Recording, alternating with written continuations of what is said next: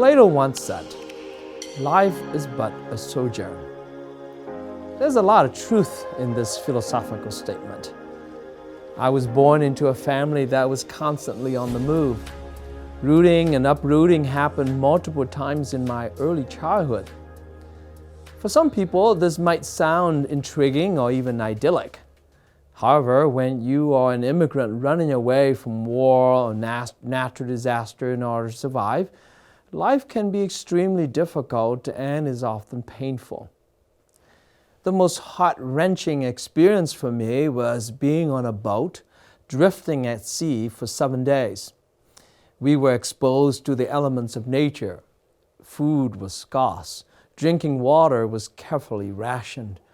Although I was only a child then, I could still feel the pain and suffering all around me. Besides being hungry and thirsty, I became homeless and stateless. I understood then that my life would never be the same again. This new reality frightened me and caused me deep sorrow, as if I had been swept over by a tidal wave. Life as an immigrant is no joke. An immigrant is vulnerable, relying always on the generosity of others and on the whims of nature. Realizing that life is but a sojourn should cause us to be more sympathetic with those immigrants who are displaced from their home and trapped at the borders. The Bible addresses this issue explicitly. The first 11 chapters of the book of Genesis are filled with stories of forced and voluntary migration.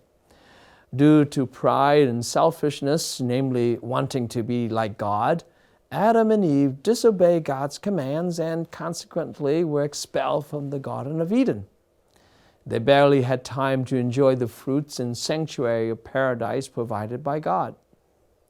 Interestingly, however, before the first parents were exiled to earth to secure their own shelter and till the land for food, God showed deep affection and concern for these earliest sojourners by sewing skins together to clothe them and protect them from the elements.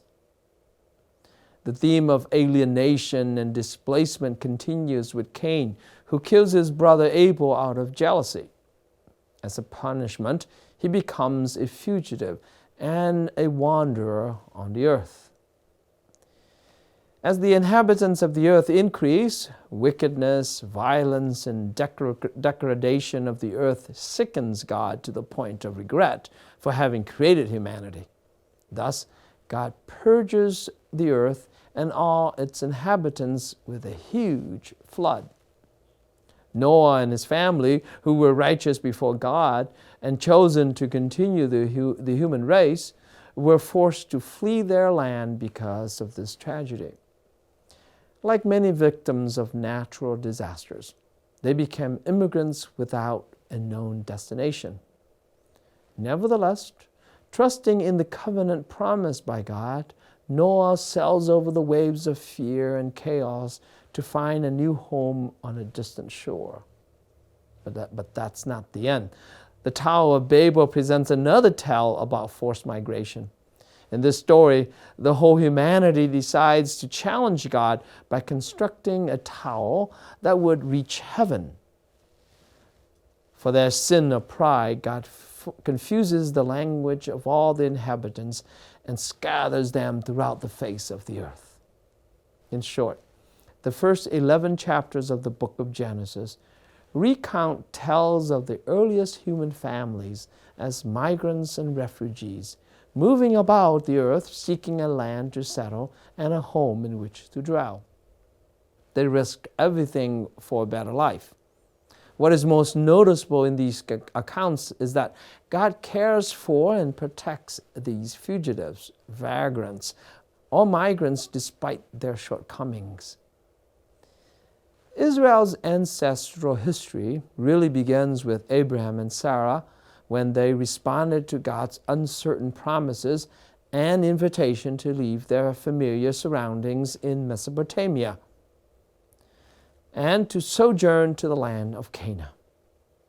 Throughout their life, Abraham and Sarah never ceased being strangers and sojourners in the land of promise. The same is with Isaac and Rebekah, as well as with Jacob and his two wives, Leah and Rachel. While Isaac's primary domicile was at Beersheba and Jacob's at Shechem, each also moved about with his flocks and herds, not attached to any particular place. Eventually, one of Jacob's 12 sons, Joseph, was sold into slavery in Egypt because of sibling rivalry. The dramatic epic of Joseph's displacements and rise to power in Egypt sets the stage for Israel's massive migration to the land of the Pharaohs, where they are saved from the terrible famine in Palestine and eventually become permanent resident aliens in Egypt. Israel's memory of their founding ancestors is fundamentally as Gerim, a Hebrew designation that can be loosely translated as resident aliens, strangers, sojourners, or more appropriately, immigrants. Abraham even describes himself as an immigrant or ger. The patriarchs are also referred to collectively as Gerim, when God declares to Moses that he had promised to give them the land in which they were to dwell as outsiders. Even the psalmist refers to Abraham, Isaac, and Jacob as Gerim, who wander about Canaan before their descendants took possession of the land at a later time.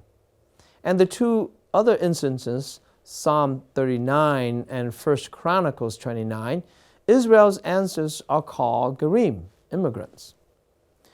Not surprisingly, the Israelites were commanded to always remember their sojourning heritage when they enter the Promised Land and harvest the fruits of the earth.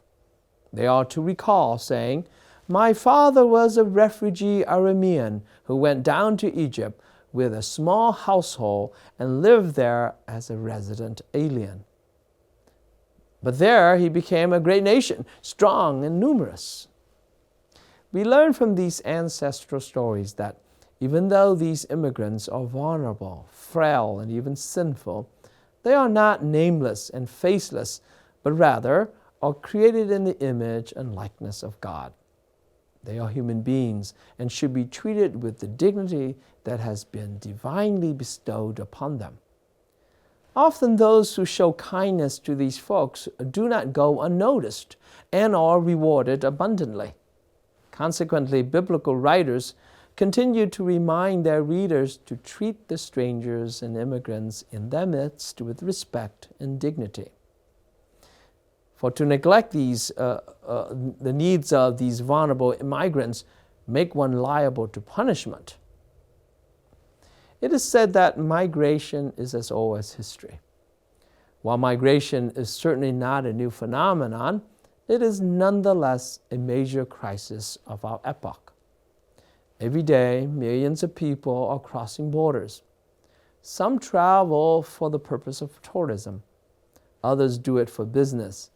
Many, however, migrate because of political, economic, and ecological reasons.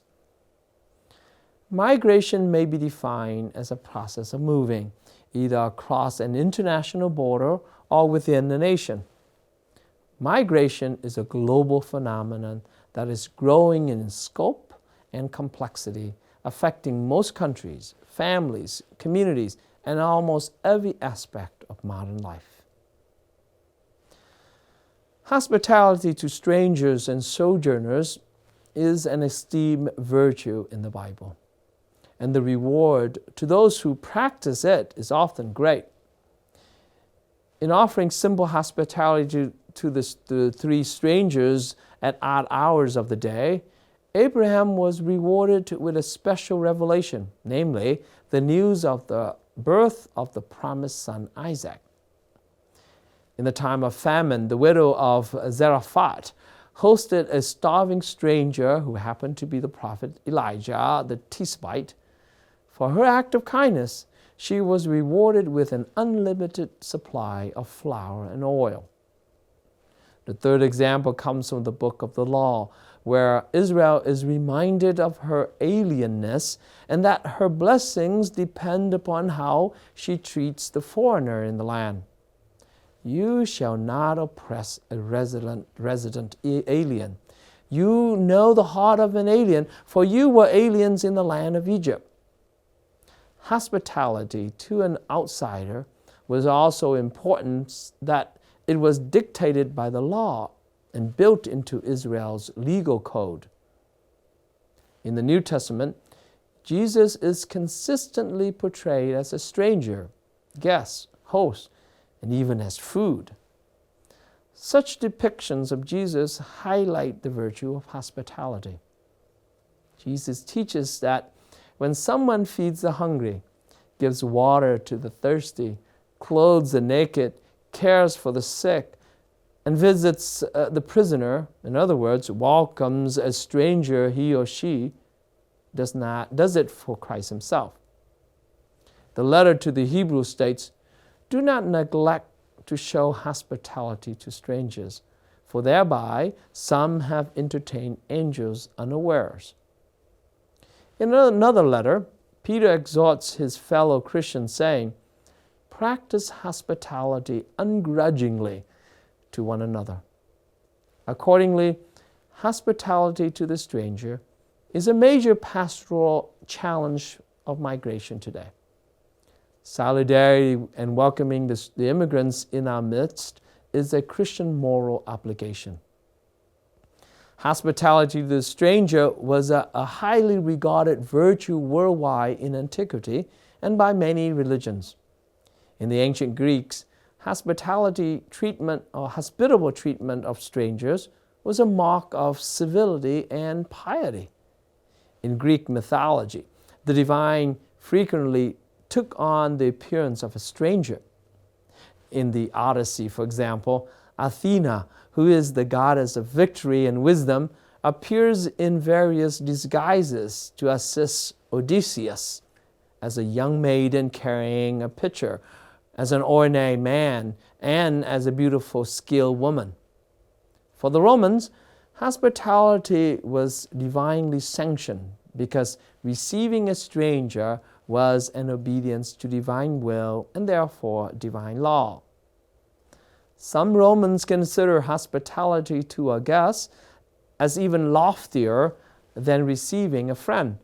For offering to friends comes naturally, but hosting a guest requires more motivation and altruism.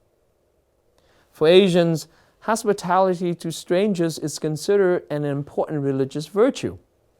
In the Buddhist tradition, for instance, the teaching of Dharma is a basic virtue that every Buddhist must practice from the beginning stages of their spiritual life.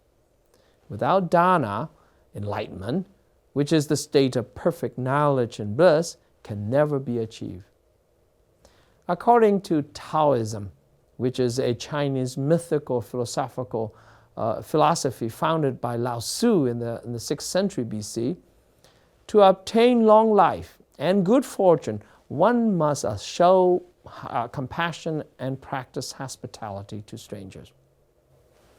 In Islam, too, the Prophet Muhammad teaches the importance of hospitality to the stranger. The Quran states, "Be kind to parents, and the near kinsman, and to orphans, and to the needy, and to the neighbor who is of kin, and to the neighbor who is a stranger, and to the companion at your side, and to the traveler, and to slaves that your right hands own." The world's great religious traditions, then, have long affirmed the connection between religion and hospitality to strangers. The Judeo-Christian tradition especially highlight this motif, not only as a moral responsibility, but as a spiritual practice, a way of life, or a habitus. Since hospitality is love in action, it is the most appropriate response to the immigration and migration issue today. There are many ways to practice hospitality. We can begin by being generous with and practicing charity toward our friends and neighbors. But we cannot and must not end there. The religious practice of hospitality must go beyond family, acquaintances, and even fellow citizens.